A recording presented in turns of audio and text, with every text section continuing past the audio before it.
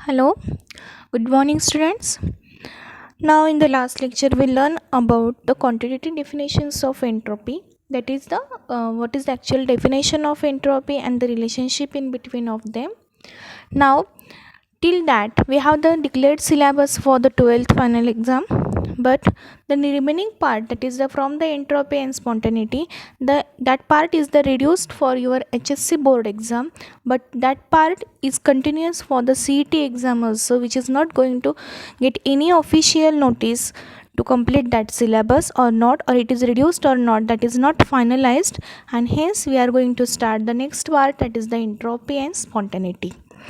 So we have seen earlier that the disorder and hence the entropy of water is increases when the ice is melts above 0 degrees centigrade and water is vaporized above 100 degrees centigrade. Both of these process they are spontaneous. Above the temperature mentioned, we also have seen that the stopcock, that is which is fitted the tube that connects the bulb fitted with the gas and evacuate the bulb which is the open, the gases expand, these all things they can be occupy the entire available volume. The disorder of the system and hence its entropy now increases in the expansion process. So all these terms we can explain by using one example. Now one example is given there, 2H2O2 liquid which gives 2H2 liquid plus O2 in the form of gas. So delta S is equal to plus 126 joule per Kelvin. It is obvious that the entropy of a system increases. Why? Because the molecular randomness is increases and due to that the formation of O2 gas is produced.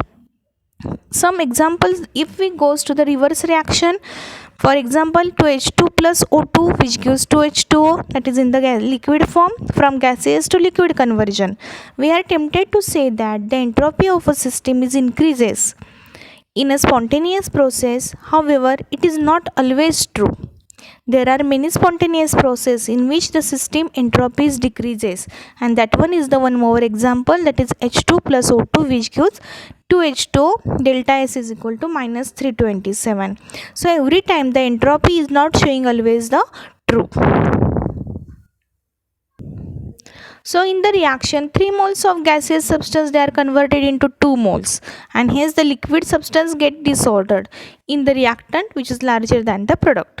So the dispensancy is explained by the second law of thermodynamics, and hence we state that the total energy of the system and its surrounding we say here universe, it is increases as a spontaneous process, and thus the second law of thermodynamics which we can say that the delta S total is equal to, or delta S universe is equal to delta S total is equal to delta S system plus delta S surrounding which is always greater than 0. So we take the one, consider again one same example here, H2 plus O2 which gives 2H2O, and now delta S is equal to minus 327 joule per Kelvin and delta H is equal to minus 572 kilojoule. Both are of course at 298 Kelvin.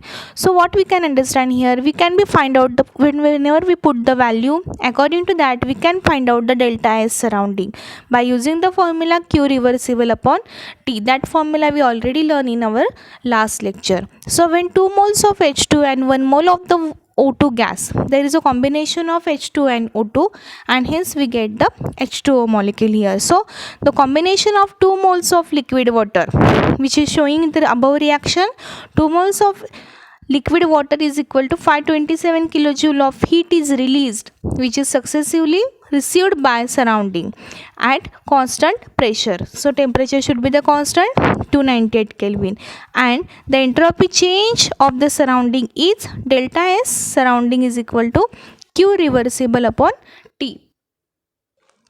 So when we put the value here, delta S surrounding is equal to Q reversible 572 kilojoule, that kilojoule we convert into the joule, so multiple by 10 raised to 3 upon 298. Whenever we solve this total, we get the value 1919 joule per Kelvin. So delta S total we can be find out, that is delta S total means what, delta S universe is equal to delta S system plus delta S surrounding. When system plus surrounding, the combination should be goes toward the total. We learn on the first lecture that the system, which is the small part of the universe, so remaining part should be the surrounding. So substitute the value here, we get the answer, that is the plus 1592 joule per Kelvin. So delta S total is always showing the greater than 0.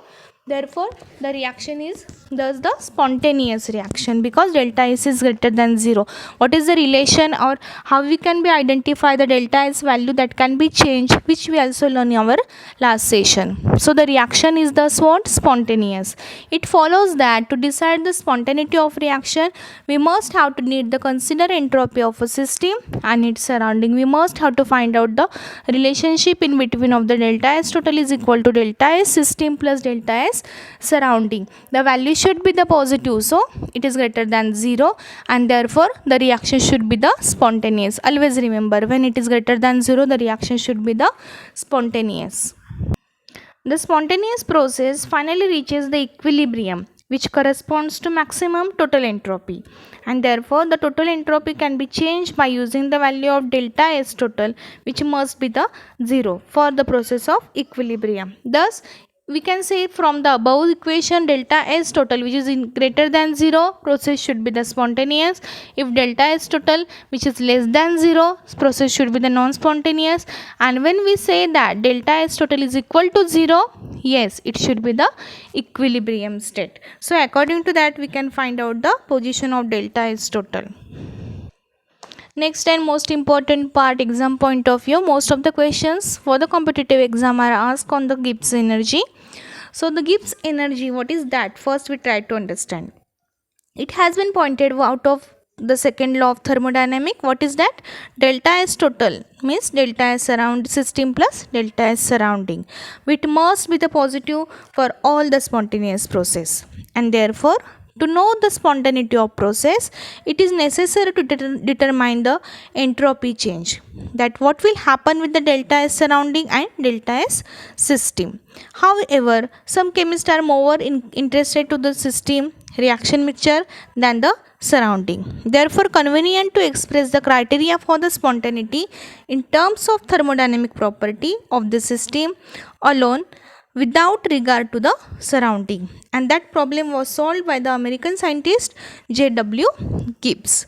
He introduced a new thermodynamic function, and hence it is called as the Gibbs energy.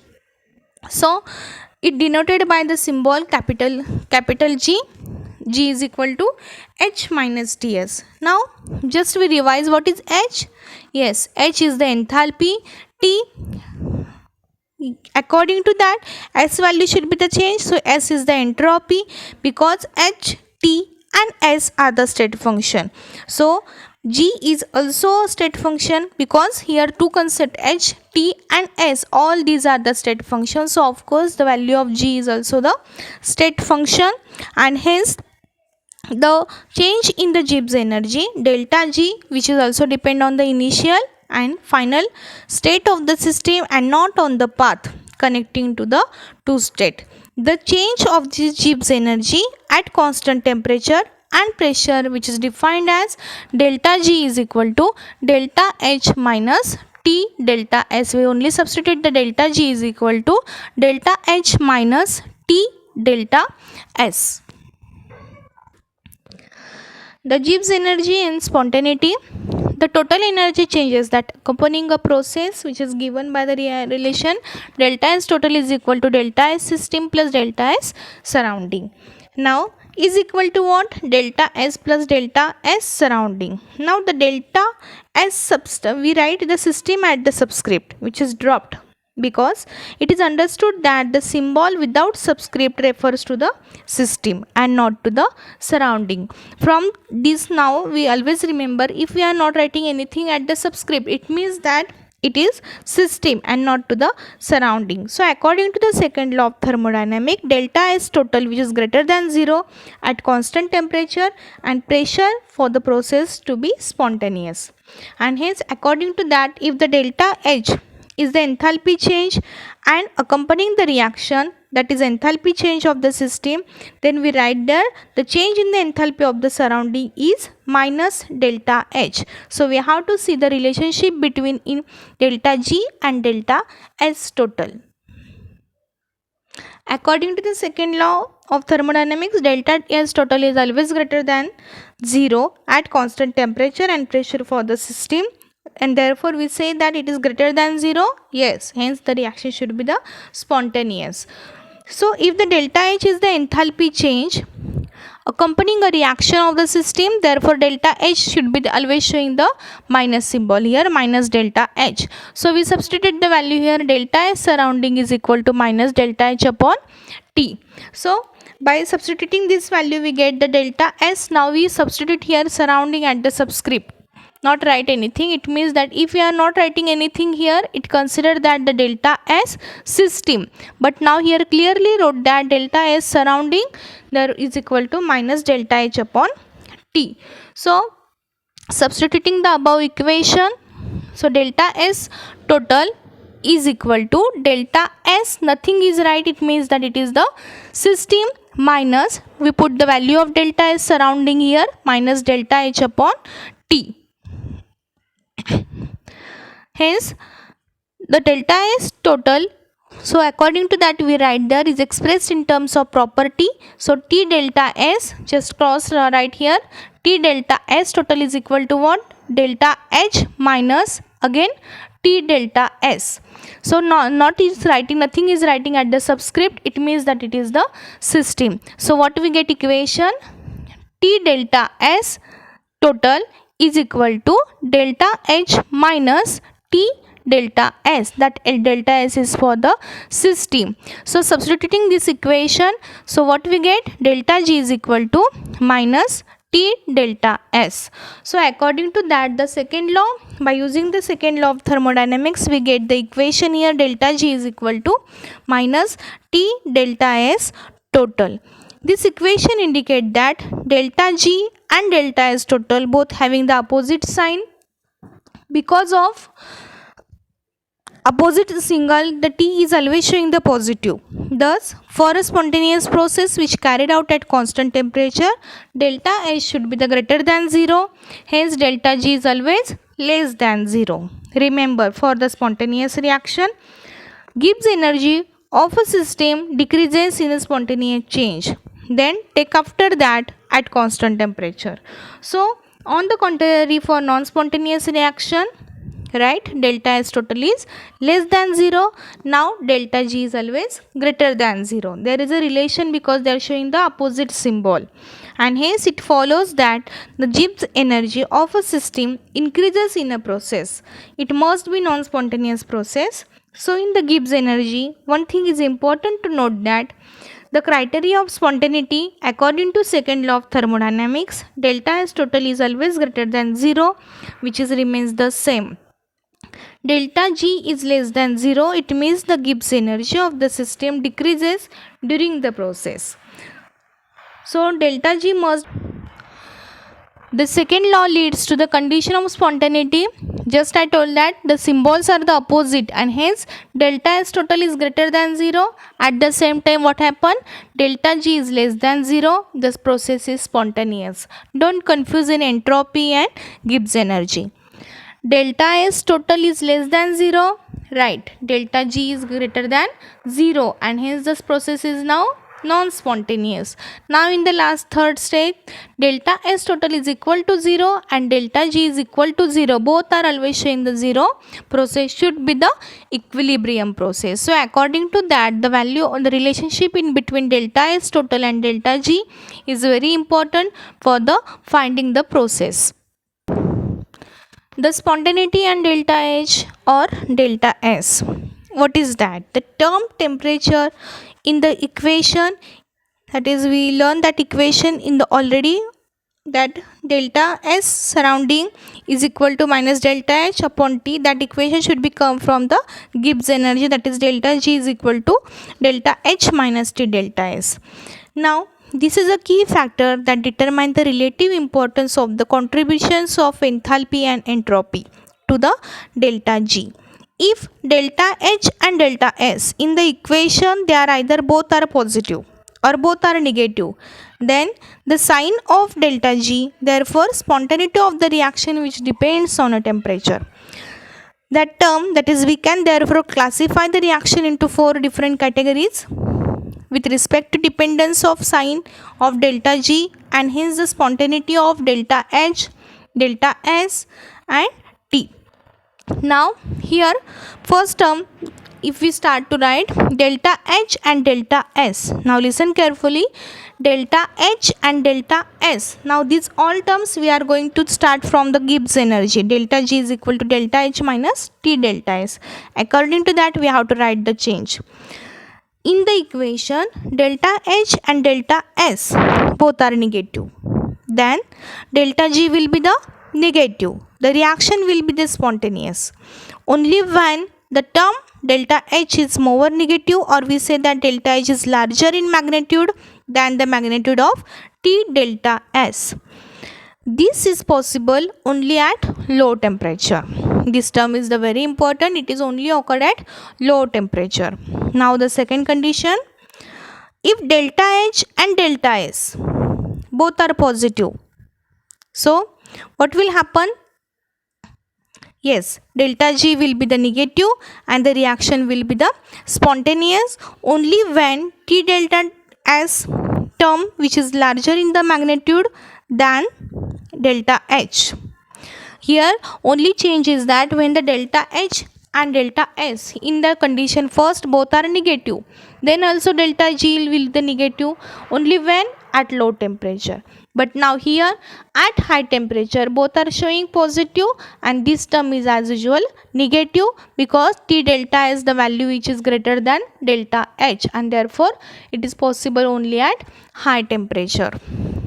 Now the third point, for delta H negative and delta S is positive. When we try to solve, we can understand if delta H is negative, delta S is positive. Yes, delta G will always showing the negative regardless of temperature, and therefore the reaction is therefore either spontaneous at all temperature.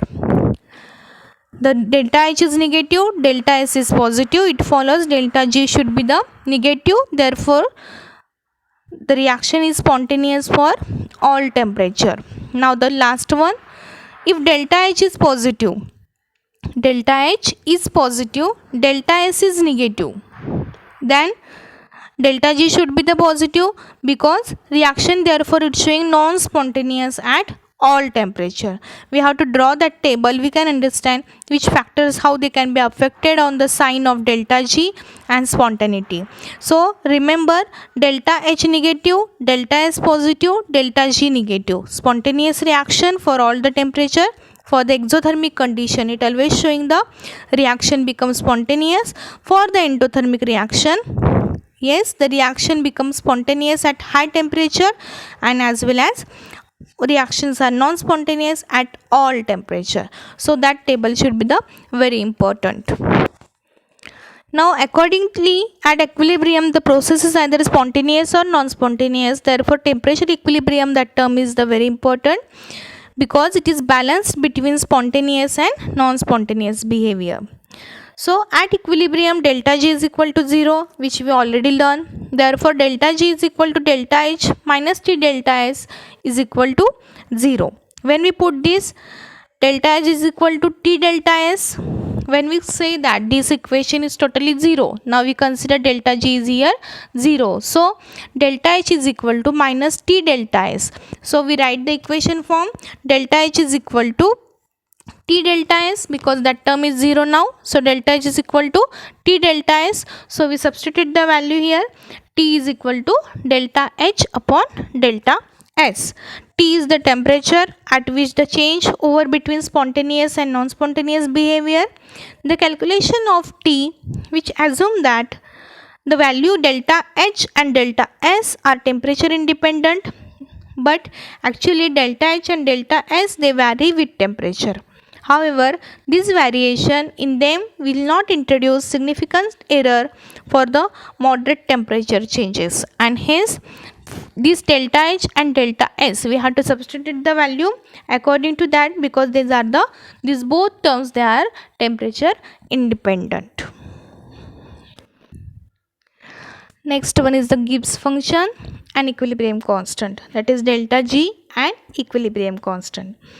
All of you know that in chemical reaction, all the substances, that is reactant and product, may not in the standard state. Hence, change in the Gibbs energy for a reaction, they are related to the standard Gibbs energy change, and therefore delta G is equal to delta G 0 plus RT log Q, where delta G0 is what?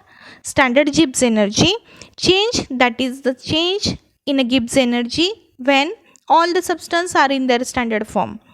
Q, this one is also the new concept for you. It is the reaction quotient. The expression of the reactant quotient is similar to that of the equilibrium constant. That type of the equation we already solved. It is only difference that the equilibrium constant involves equilibrium concentrations of partial pressure of product and reactant, whereas expression Q, it is in the initial concentration or partial pressure of the reactant. Now we start to the reaction. A small a, that is a number of moles, A plus B, capital B, which gives small c, capital C plus small d, capital D. Now what you can understand, the reaction quotient which can be write in the form of QC. So we write in the form of the QC, we get the product first upon reactant, which we will learn in the last year chemical equilibrium topic. So, or we write in the form of the QP for the partial pressure, where the values of concentration or partial pressures are other than equilibrium value.